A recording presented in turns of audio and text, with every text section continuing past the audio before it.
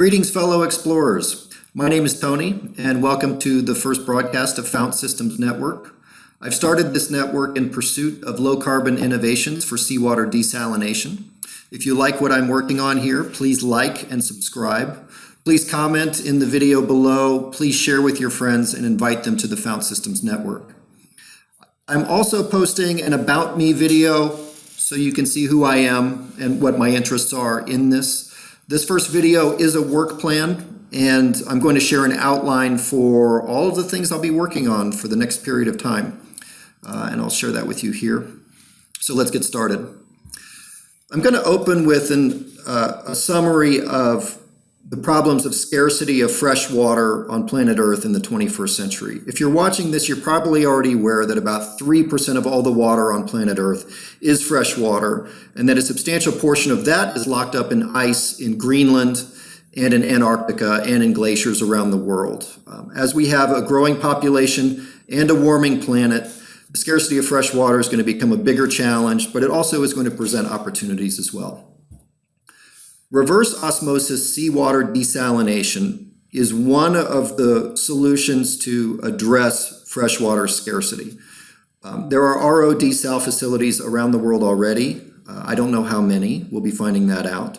We're going to look at the business of RO desal overall.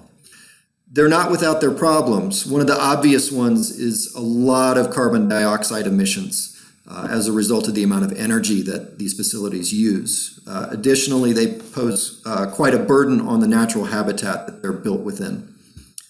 I'd like to build a map of all of the existing RO desal facilities around the world. I think this will be a good resource for us as we go along, and it would be just nice to see that. I'll look at existing publications and journals that are already in this space. I think it will help us to inform our investigations, and I think it's going to help us learn about what individuals are already working on these. Then I'll turn to how desal facilities work. There are, in any given location, certain water quality for the seawater that is taken into the facility, and then there's certain water quality needs for the water that is delivered from the facility. So part of that investigation is going to look at how the facilities work, but then the key components within them. So I'll really dial into some of the key technologies, notably reverse osmosis membranes. Then I'll do 3 case studies. I think I'll start with a smaller facility, maybe one that was built 25 years ago using simpler technology, look at a medium-sized facility after that, and then I'll likely finish with a summary or an investigation into a really fantastic facility that's in Saudi Arabia that was completed in the last 3 or 5 years.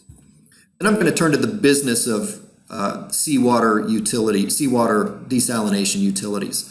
I'll have a business model canvas, and then I'll write a business plan. Probably I'll use one of the case studies to develop that business plan around. Then I'll do a competitive strategy analysis. This is a Michael Porter book that's a standard in business schools around the world, just to look at the environment within which reverse osmosis desalination utilities are situated. Suppliers, buyers, all that.